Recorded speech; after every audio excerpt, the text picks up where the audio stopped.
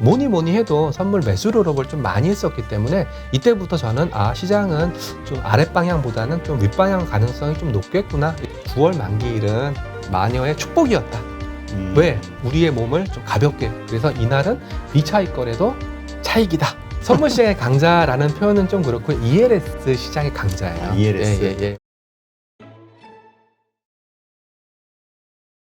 오늘 모신 분은요, 삼성자산운용의 최창규 ETF 컨설팅 본부장님을 모셨습니다. 안녕하세요. 예, 안녕하십니까. 네, 오늘 큼직한 세 개의 그 화두를 들고 오셨는데, 네. 일단 첫 번째 보니까 3시 20분의 비밀이네요. 네. 이게 뭔가 뭐 추리소설 같기도 하고. 네.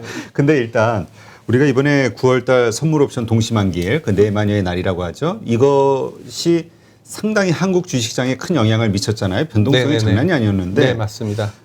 일단 그 상황, 우리 네. 내마녀의 날에 그 외국인의 매수 매도 포지션이라든가 이런 상황을 한번 좀 설명을 해 주시죠. 네, 보통 이제 한국 투자자들이 금방금방 잊어버리기 때문에 벌써 9월 만기일이 언제였냐 가물가물 하시겠지만 예, 9월 9일이었고요. 그때 기관 투자 중심으로 1조 원 정도의 프로그램 매도, 현물 매도가 쏟아지면서 시장은 굉장히 큰 충격을 받았었습니다.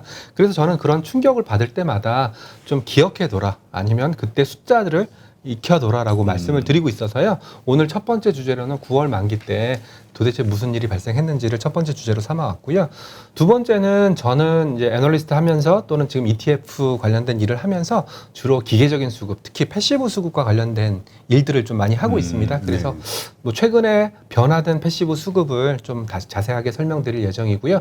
마지막으로 뭐 간혹 가다가 저한테 연말 장세 어떻게 될 것 같아? 이렇게 물어보시는 분들이 계세요. 그래서 그걸 알고 있다면 제가 이 방송에 출연 안 했겠지만 패시브 수급, 특히 이런 패시브 쪽에서는 도대체 무슨 동인에 의거해서 연말 장세를 형성하는지 그 부분도 간단하게 말씀드릴 건데요. 네. 결론부터 말씀드리면 패시브 쪽은 주로 뭐 주식과 또 선물의 차익이라든지 뭐 이런 것들을 노리고 매매를 하는 경우가 많고, 그 경우에는 주식에서 발생하는 연말 보너스, 연말 배당을 겨냥해서 들어오는 경우, 또는 연말 배당이 기대에 못 미칠 경우에는 안 들어오는 경우가 있기 때문에 연말 배당의 크기에 달려 있다라는 좀 약간 싱거운 대답을 좀 드리면서 오늘 방송을 시작하도록 하겠습니다. 네, 그러시죠. 네. 하시죠. 네. 제가 다 진행하는 건가요? 네, 편한데요. 네네네네. 자, 일단은 그 동시만기일에서는 무슨 일이 발생하는지부터 간단하게 설명을 드릴게요. 특히 동시만기일 같은 경우에는 저는 메이저 투자 주체인 외국인들의 선물 포지션을 봐라. 그리고 동시만기이기 때문에 한 가지 기억하셔야 됩니다. 절대 갖고 있었던 그넓은 포지션을 다 청산하고 새로 포지션을 잡는 그런 어리석은 짓은 하지 않습니다. 저희는 이 용어를 가지고 스프레드라는 용어를 쓰고 있는데요.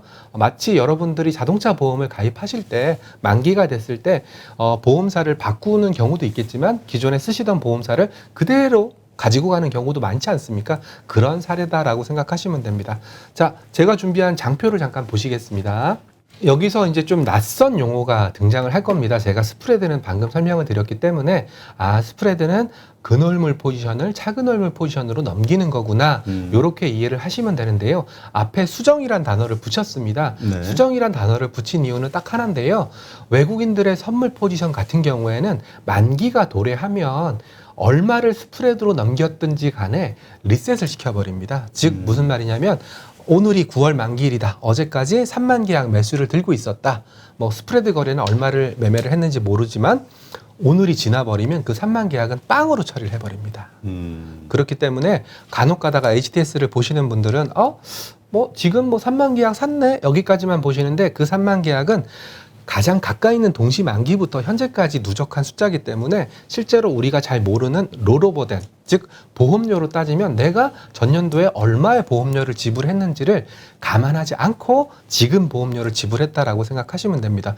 만약에 제가 사고를 너무 많이 냈다, 그럼 보험료가 당연히 올라갔겠죠. 그렇죠. 예. 그리고 사고를 너무 안 치고 그리고 안전 운행을 했다, 그럼 보험료가 깎일 거지 않습니까? 이런 부분들을 전년도 보험료랑 비교를 해서 보험료가 떨어졌다, 보험료가 올라갔다를 계산을 해줘야 되는데, 우리는 리셋, 올해 보험 끝나면 0부터 새로 시작, 또 보험 끝나면 0부터 새로 시작, 이런 거기 때문에 그 사람의 위험 척도, 이 사람이 정말 안전 운행을 하는 사람인지 과격한 운행을 하는 사람인지 알 수가 없기 때문에 항상 선물 시장에서는 이렇게 수정 포지션, 즉 롤오버를 얼마만큼 했는지를 보면서 이 외국인들이 어떤 포지션을 들고 있는지를 보셔야 된다라는 것을 첫 번째 그림으로 가지고 왔습니다. 지금 말씀하신 그 부분에서 우리가 좀 포인트를 잡아야 될 게 그 롤오버 하기 전, 네. 그러니까 지금 처음에 그 매수했을 때의 그 금액 네. 혹은 계약 숫자 네. 어느 거에 더 우리가 좀 중요성을 가져야 될까요? 네, 굉장히 좋은 질문이신데요. 선물은 그 기초가 되는 그 선물 지수 곱하기 승수만큼을 금액으로 계산을 하게 돼 있는데요. 날마다 선물 그 지수 값이 바뀌지 않습니까? 그래서 똑같은 1억 원이라고 하더라도 어제 1억 원과 오늘 1억 원은 지수 레벨이 틀릴 수 있거든요. 그렇죠. 그래서 거의 대부분 계약수로 계약수로. 판단을 하고 있고요. 제가 갖고 온 그림 역시도 NH증권에 있는 허율 애널리스트가 만들어준 그래프인데요. 여기 보시면은 뭘 보시면 되냐면 외국인들의 선물 포지션은 대체로 순매도가 일반적입니다. 왜 그러냐면 이거는 제가 계속 보험의 비유를 드리고 있는데요. 외국인들 선물 매매 입장에서는 한국 주식시장이 워낙 큰 리스크거든요. 어떤 면에서요? 이머징 마켓이다. 아, 선진국이었으면 좋겠는데 이머징 마켓이다. 그러니까 그거는 한국만이 아니라 네. 신흥국 모든 나라에 가지고 있는 맞습니다. 어떤 포지션의 예. 입장이겠네요. 예, 그리고 한국은 또 하나의 또 리스크를 갖고 있는데요. 분단 국가. 네. 오늘도 미사일 쏴가지고 지금 맞습니다. 그러니까 결국 언제 미사일 쏠지 모르는 국가인데다가 이머징 마켓이라는 한계, 그리고 또 수출 산업의 대부분을 차지하고 있으니까 외환 변동성이라든지 이런 거에 쉽게 흔들릴 수 있는 국가거든요. 그렇기 때문에 항상 외국인들이 한국 선물을 사용하는 사용법은 매도였습니다. 일종의 보험이었다는 얘기죠. 그래서 여기 보시면은 이 영선을 기준으로 밑에 있으면 일반적인 상황인데 어느 정도가 일반적인 상황이냐? 뭐 제가 애널리스트 할 때는 한 2만 계약 순매도 정도면은 그냥 뉴트럴. 그냥 매 순간. 네네네. 2만 계약 정도면은 뉴트럴. 그래서 여기 보시면은 2만 계약 선을 쭉 그어보시면 요 정도 수준에 있을 때는 뉴트럴 수준이다. 여기 보시면 이렇게 일치하는 게 보이실 겁니다. 네. 근데 2만 계약보다 순매도가 좀 더 많다.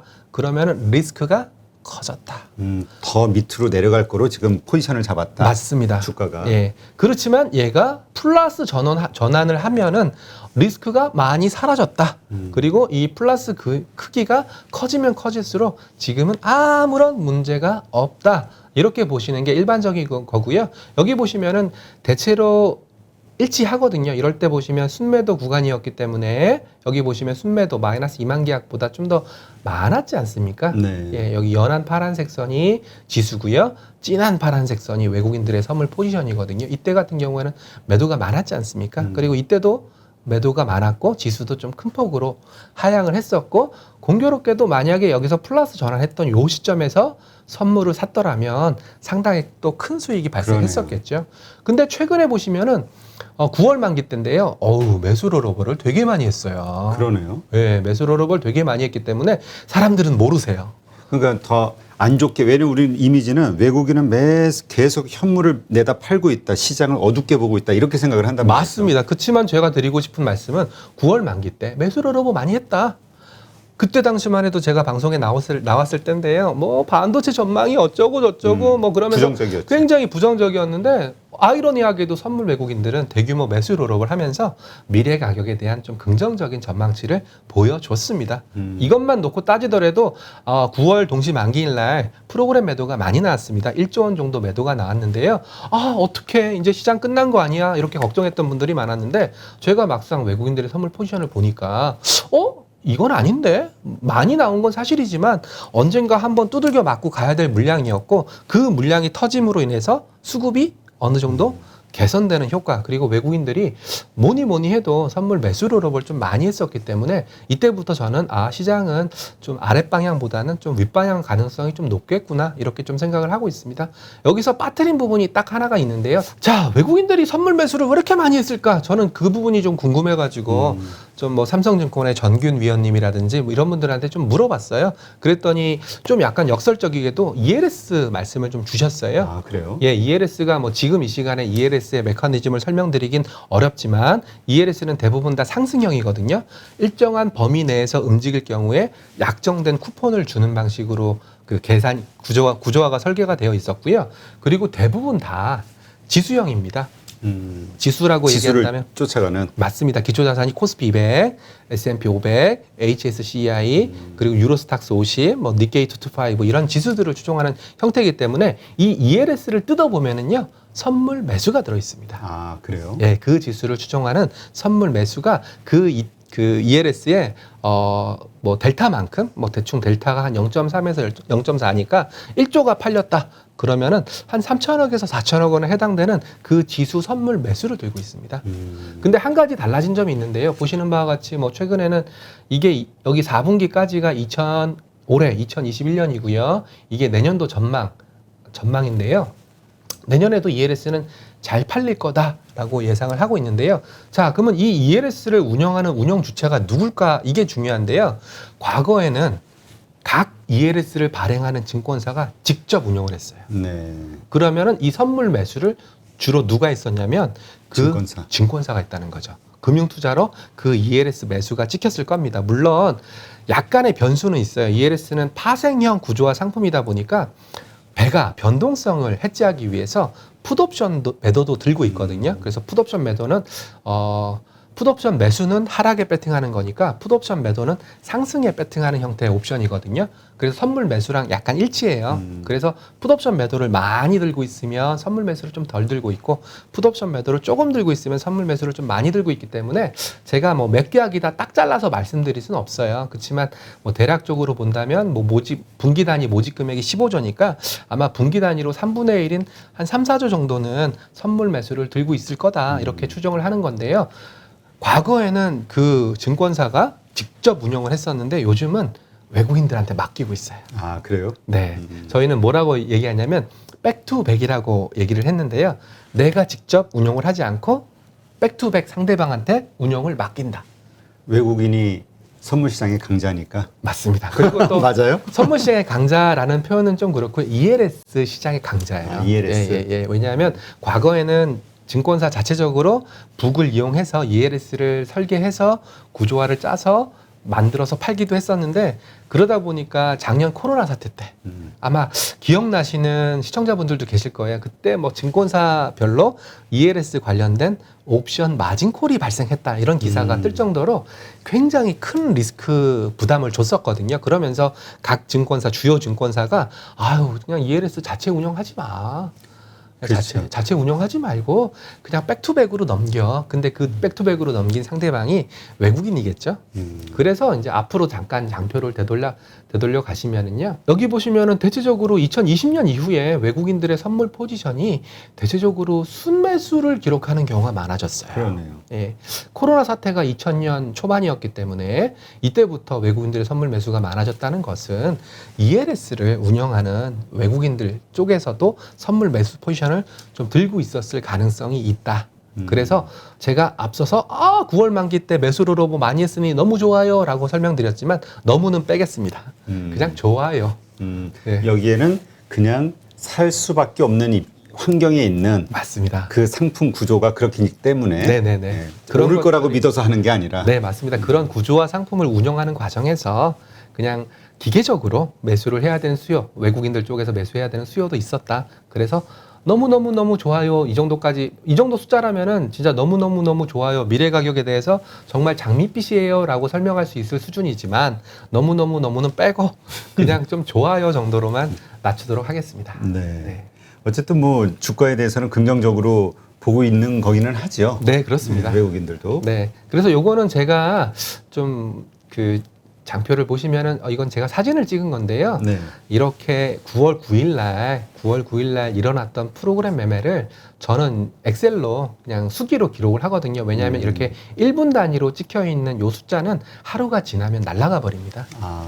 예, 왜냐하면 1분 단위로 프로그램 매매 숫자를 계속 쌓게 되면은 증권사 서버에도 과부하가 생기거든요. 그래서 이거는 보통은 일별 그날 장중에는 이렇게 1분 단위로 차익 거래 쪽에서 매도 매수, 비차익 거래에서 매도 매수 이렇게 금액을 장중에는 찍어주지만 하루가 지나면 날아가 버립니다. 그래서 저는 9월 동시 만기 아니면 옵션 만기 같은 경우에는 좀 이런 움직임이 중요하기 때문에 항상 기록을 해놓는데요. 여기 보시면은 자, 차익 거래는 선물과 현물의 반대 방향으로 항상 쌍으로 움직이는 거래고요. 비차익 거래는 바스켓으로 코스닥 10개 종목, 코스피 15개 종목 이상을 바스켓으로 움직이는 매매입니다. 그렇지만 만기날 일어나는 비차익 거래는 신고는 비차익 거래로 되지만 대부분 성격은 차익 거래의 가능성이 높다. 왜냐하면 파생 상품 포지션이 만기가 되기 때문에 그 반대 포지션이 주식 포지션만 없애기 때문에 파생은 매매를 안 해도 되는 날이거든요. 그래서 이날은 비차익 거래도 차익이다.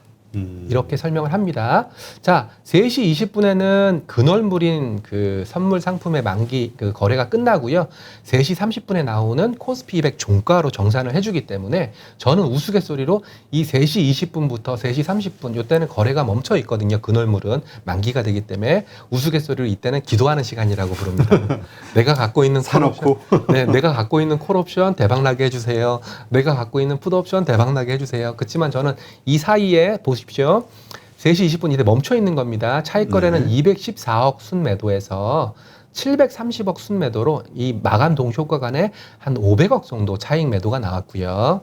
그리고 비차익 거래는 3,900억 순매도에서 4,100억 순매도니까 여기서도 한 200억 정도밖에 매도가 나오지 않았습니다. 네, 그러니까 오히려 우리가 흔히 얘기하는 마녀의 심술은 요 3시 20분부터 3시 30분 사이에 발생한 이 프로그램 매매의 양이 좌우를 하거든요. 아, 그래요? 그래서 제가 가장 억울한 게 9월 만기 때 마녀가 심술을 부렸습니다. 그러면서 기사들이 막 쏟아져 나왔거든요.